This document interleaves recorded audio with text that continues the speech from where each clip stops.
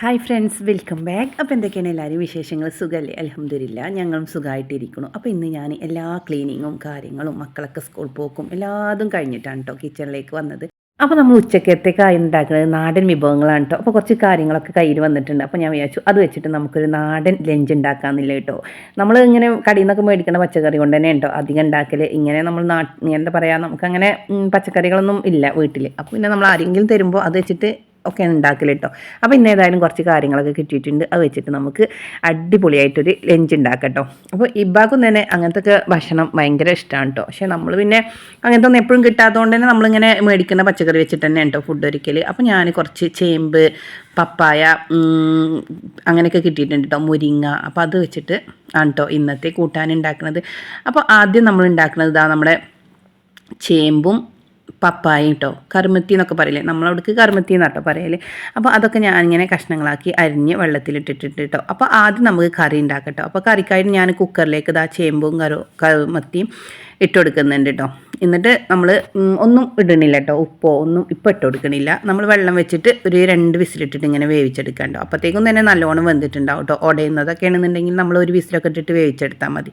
ഏതായാലും ഞാൻ കുക്കറിലേക്ക് ഇട്ട് കൊടുത്തിട്ടുണ്ട്, അതൊന്ന് വെന്ത് വരട്ടെ കേട്ടോ. അപ്പോൾ അത് വേവിക്കാൻ വേണ്ടി ഗ്യാസുമ്മ വെച്ചിട്ട് ഞാൻ അത് മാറ്റി കൊടുത്തിട്ട് പിന്നെ നമ്മൾ മുരിങ്ങ ഉപ്പേരിയാണ് കേട്ടോ ഉണ്ടാക്കുന്നത്. അപ്പോൾ അത് ഒരു സ്റ്റവിൽ മാറ്റി കൊടുത്തിട്ടുണ്ട്. പിന്നെ നമ്മൾ ഒരു ചട്ടി എടുത്തിട്ട് അതിൽ മുരിങ്ങ ഇട്ടിട്ടുണ്ട്. പിന്നെ കുറച്ച് വെള്ളം എടുത്തിട്ട് മുരിങ്ങ ഒന്ന് വേവിച്ചെടുക്കണ്ടോ. മുരിങ്ങയൊക്കെ നമുക്ക് പെട്ടെന്ന് വെന്ത് കിട്ടും. ഇത്തിരി ഉപ്പും കൂടി ഇട്ട് കൊടുത്തിട്ടുണ്ട്. അപ്പോൾ ഞാൻ കുറച്ച് സമയം ഇങ്ങനെ ഇളക്കി അങ്ങോട്ടും ഇങ്ങോട്ടൊക്കെ ഇളക്കി അങ്ങനെ മുരിങ്ങ വേവിച്ചെടുത്തിട്ടുണ്ട്. അപ്പോൾ അത് റെഡിയാക്കി വരുമ്പോഴത്തേക്കും അതിലേക്ക് നമുക്ക് കുറച്ച് പച്ചമുളകും തേങ്ങയും ചതച്ചെടുക്കാം കേട്ടോ. ഉപ്പേരിയൊക്കെ ഉണ്ടാക്കുമ്പോൾ നിങ്ങളിങ്ങനെ പച്ചമുളകും തേങ്ങയും ചതച്ചിട്ടിട്ടാണ് ഇരിക്കുമല്ലോ ഉണ്ടാക്കുക. അപ്പോൾ ഏതായാലും വെള്ളമൊക്കെ വറ്റി വന്നിട്ടുണ്ട്. അപ്പോൾ ഇത്തിരി വെള്ളം ഉണ്ട് കേട്ടോ. ആ വെള്ളം അവിടെ നിന്നോട്ടെ, കാരണം തേങ്ങ ഒന്നും ഇങ്ങോട്ട് ആവി കയറോളം അല്ല വെള്ളം അതിൽ കിടന്നോട്ടെ കേട്ടോ. അപ്പോൾ തേങ്ങ ചതച്ചെടുത്ത് നമ്മൾ മുരിങ്ങയിലേക്ക് ഇട്ട് കൊടുക്കുന്നുണ്ട്, നല്ലോണം മിക്സാക്കി കൊടുക്കുന്നുണ്ട്. അതിന് ശേഷം പിന്നെ നമ്മളതിലേക്ക് നമ്മുടെ നാടൻ വെളിച്ചെണ്ണ ഉണ്ടല്ലോ അത് ഒഴിച്ച് കൊടുക്കുകയാണ് കേട്ടോ. എന്നിട്ട് നമ്മൾ മൂടി വെച്ചിട്ട് കുറച്ച് ഒരു 2-3 സെക്കൻഡൊക്കെ ഇങ്ങനെ അവിടെ ഇങ്ങനെ ആവിയിൽ കിടക്കുമ്പോൾ തന്നെ നമ്മുടെ മുരിങ്ങ ഉപ്പേരി റെഡി ആയിട്ടുണ്ടാവും കേട്ടോ.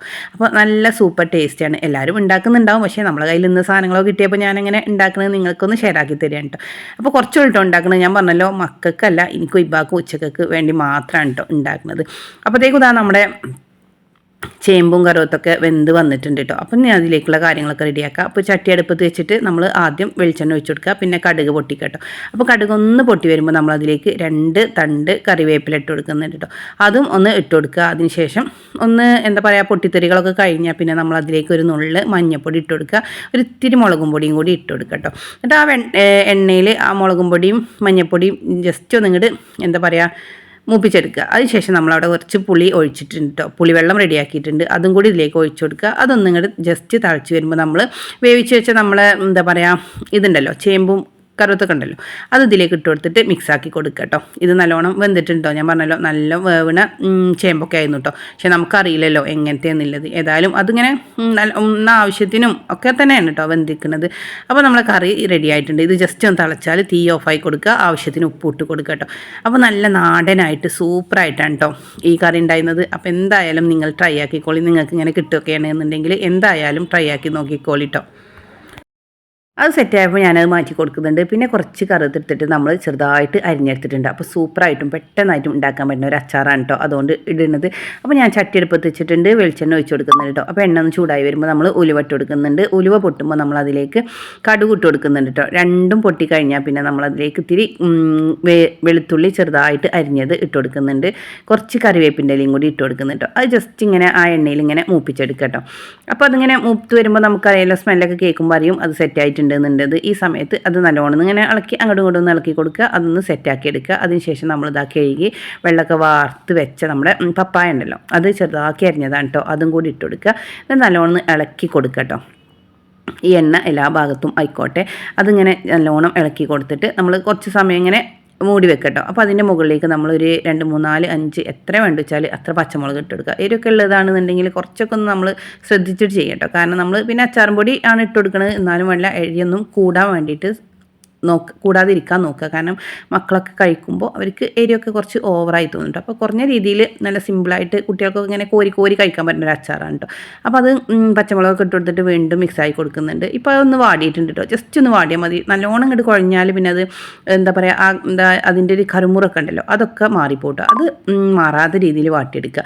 അതിനുശേഷം നമ്മളതിലേക്ക് അച്ചാറും പൊടി ഇട്ട് കൊടുത്തിട്ട് വീണ്ടും ഒന്ന് മിക്സാക്കി കൊടുക്കുക കേട്ടോ. പിന്നെ നമ്മൾ മിക്സാക്കി കൊടുത്തതിന് ശേഷം അതിലേക്ക് നമ്മൾ ആവശ്യത്തിന് സുർക്കയും കൂടി ഒഴിച്ചു കൊടുക്കുക. പിന്നെ ഉപ്പൊക്കെ നോക്കിയിട്ട് വേണമെങ്കിൽ വീണ്ടും ഉപ്പൊക്കെ ചേർത്ത് കൊടുക്കുക കേട്ടോ. എന്നിട്ട് ജസ്റ്റ് ഒന്ന് തിളപ്പിക്കാൻ വെക്കുക കേട്ടോ. സുർക്ക ഒഴിച്ചിട്ട് ഒന്നിങ്ങോട്ട് ജസ്റ്റ് തിളപ്പിക്കുക. അതിനുശേഷം നമ്മൾ വാങ്ങി വെച്ച് കുറച്ച് നേരം നമ്മൾ മൂടി വെക്കുക. അപ്പോൾ നമ്മുടെ അച്ചാർ റെഡി ആയിട്ടുണ്ടോ. ഇത് ആ സമയത്ത് തന്നെ നമ്മൾ ഉണ്ടാക്കുന്ന ആ സമയത്ത് തന്നെ കഴിക്കാൻ പറ്റുന്ന ഒരു അടിപൊളി അച്ചാറാണ് കേട്ടോ. പിന്നെ മക്കൾക്ക് സ്കൂൾക്കൊക്കെ നല്ലോണം ഇങ്ങനെ കോരി കൊണ്ടുപോകേണ്ടി വരുമല്ലോ. അവർക്ക് ഫ്രണ്ട്സൊക്കെ ഉണ്ടാകുമ്പോൾ അവർക്ക് എത്ര നമ്മൾ കൊടുത്താലും മതി വരില്ല. അപ്പോൾ അങ്ങനെ കോരി കോരി കൊടുത്തയക്കാനൊക്കെ പറ്റുന്ന ഒരു അച്ചാറാണ് കേട്ടോ. പിന്നെ അച്ചാറും അവിടെ പരിപാടിയൊക്കെ തീർന്നിട്ടുണ്ട് കേട്ടോ.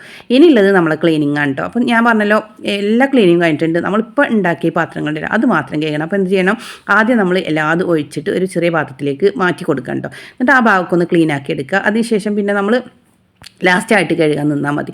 അപ്പോൾ ഇനിയില്ലേ നമ്മുടെ ചിക്കൻ ഫ്രൈ ആണ് കേട്ടോ. അപ്പോൾ ചിക്കനൊക്കെ നമ്മൾ സാധാ മഞ്ഞൾപ്പൊടി, മുളക് പൊടി, ഉപ്പ്, ഇഞ്ചി വെളുത്തുള്ളി പേസ്റ്റ് എല്ലാം ഇട്ട് കൊടുക്കുക. മുളക് പൊടി ഇട്ട് കൊടുക്കുക. പിന്നെ കുറച്ച് സവാള അരിഞ്ഞത് ഇട്ട് കൊടുക്കുക കേട്ടോ. അപ്പോൾ ഞാനത് വെറുതെ ഇട്ട് കൊടുത്തതാണ്. കാരണം രാവിലെ മക്കൾക്ക് സ്കൂളിലേക്ക് ഉപ്പേരി ഉണ്ടാക്കിയപ്പോൾ അതിൽ ഇത്തിരി സവാള ബാക്കിയുണ്ടായിരുന്നു കേട്ടോ.